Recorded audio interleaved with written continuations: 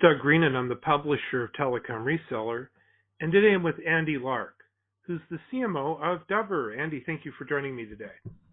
Hey, you're welcome. It's great to be with you, Doug. Well, this is very exciting. We're now going to be doing the third part of our four-part podcast series with Dubber.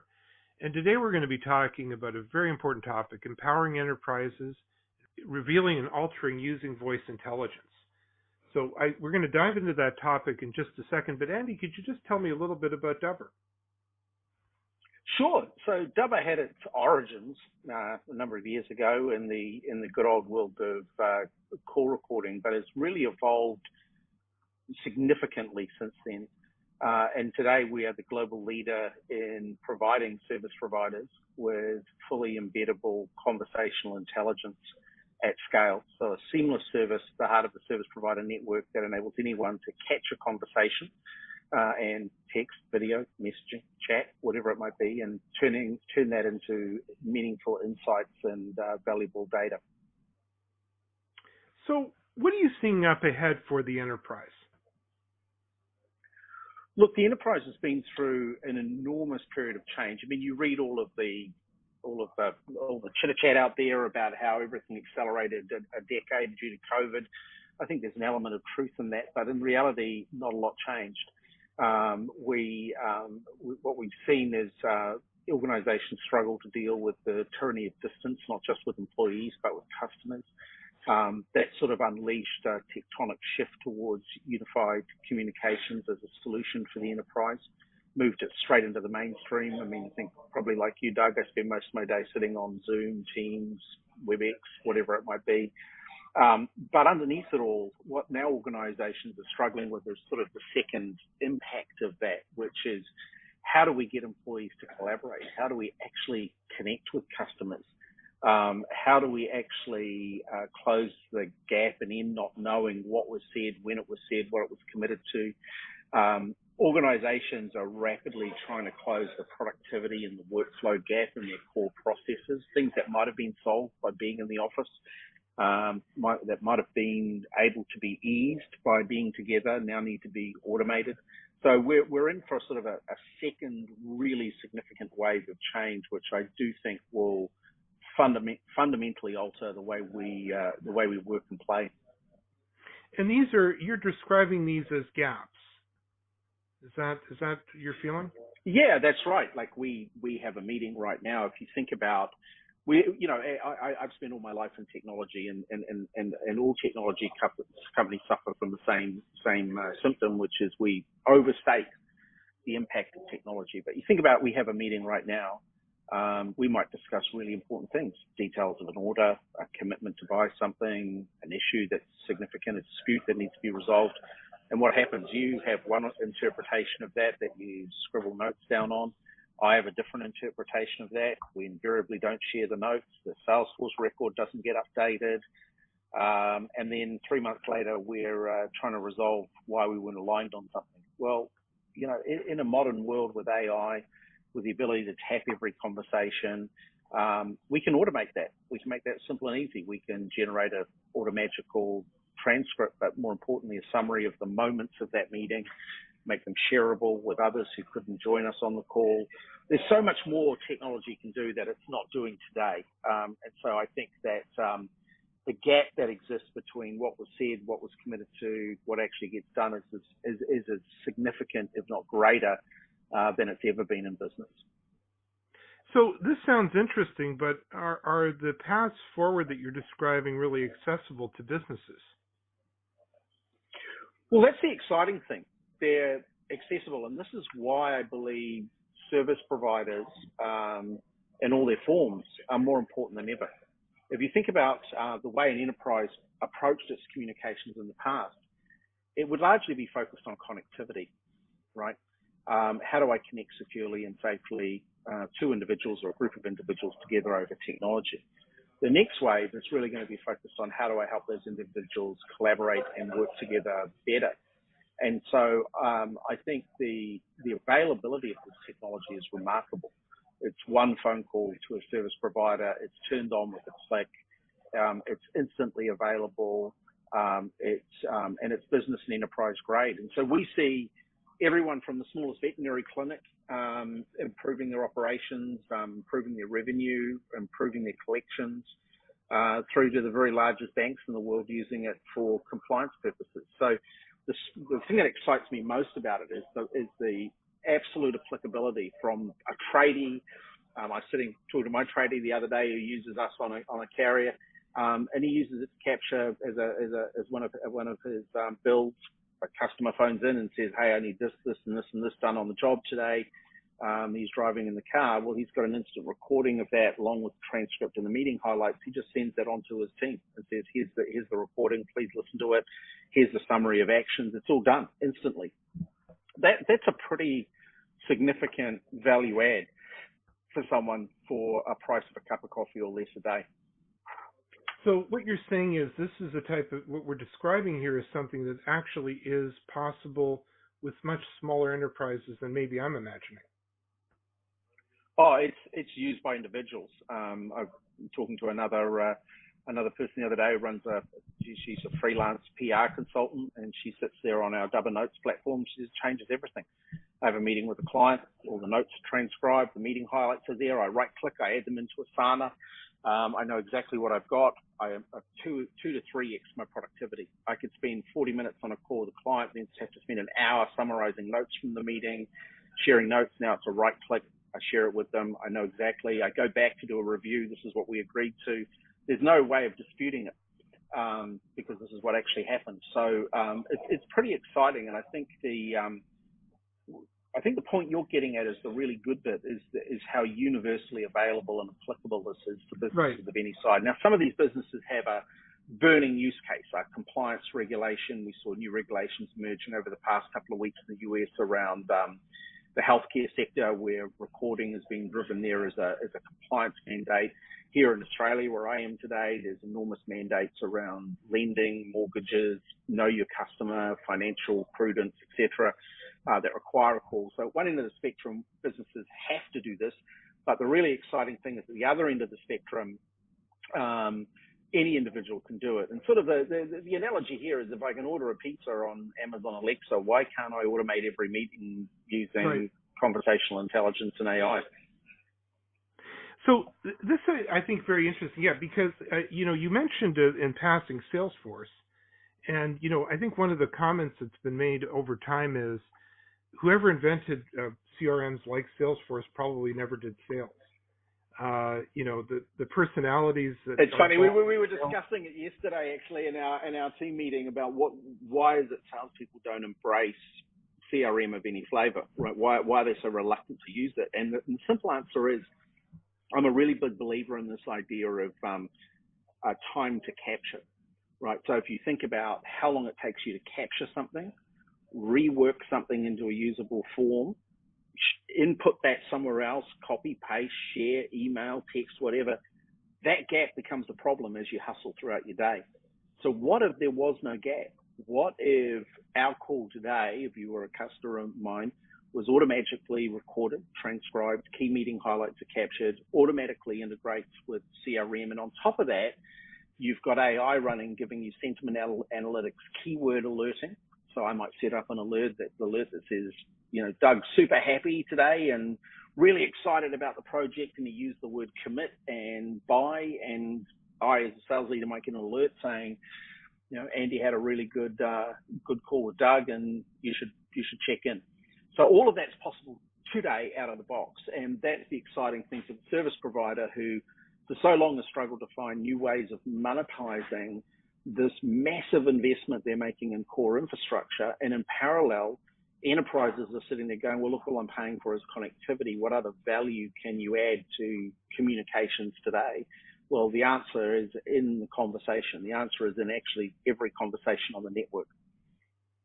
So essentially, we're talking about a number of different interesting opportunities where you've been talking about the ability of a company to better capture what goes on in a simple sales meeting or presentation, or in a meeting that's internal, or in a meeting with vendors.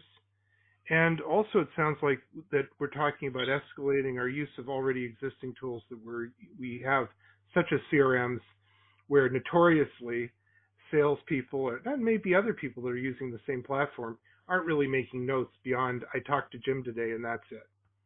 There's no Exactly. context or And, anything. and I think what you're getting at there is a key point, right? For so long, technology innovation has been based on replacing something with something else. And the reality is the most impactful technology is evolutionary. So suddenly my Microsoft Teams instance is 10 times better as it's provided by whoever's provided it to me. It could be a major telco. It could be one of the new UC providers. But suddenly Teams is 10x more valuable to me because it's got this service embedded in it. It's not another $49.95 a month subscription with a new application to manage in my environment, with a new set of security issues, with a new set of problems.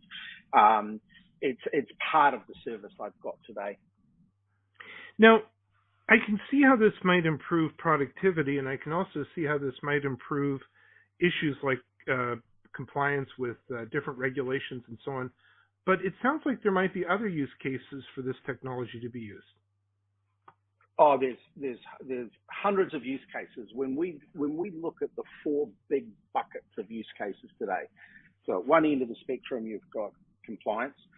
Right behind that you've got operational effectiveness, so people looking to more accurately capture a customer order, more accurately looking to train, coach, improve performance of sales or customer service agents. There's a whole spectrum of use cases that sit within that operational bucket.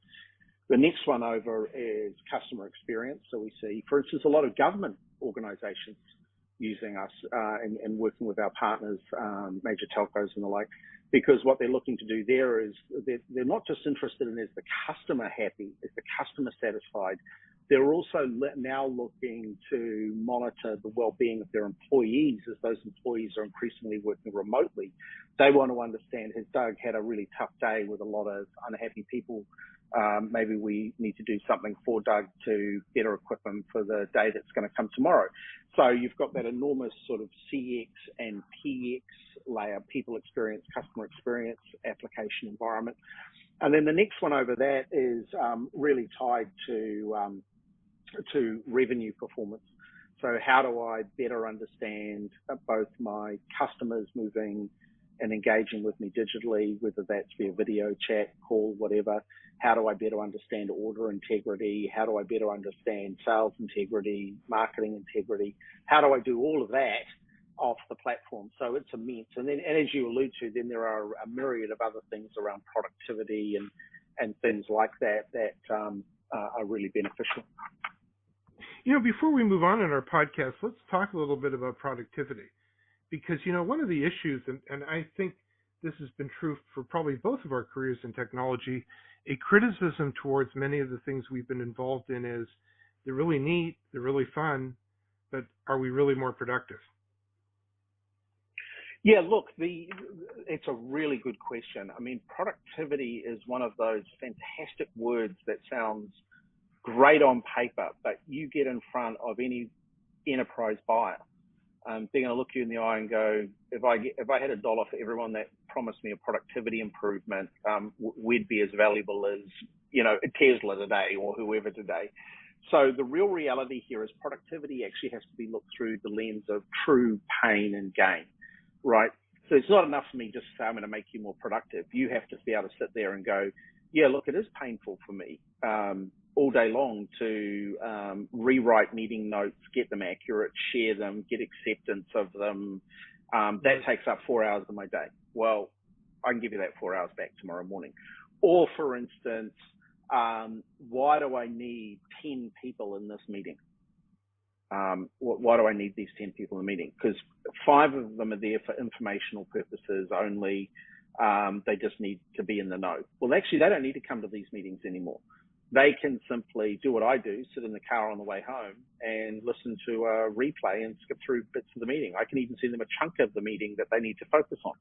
So you've got to, if you're an enterprise buyer or you're selling to an enterprise, you've got to reduce the catchphrase of productivity to a very tangible form where the enterprise actually does have a pain point and where it's looking to make a gain.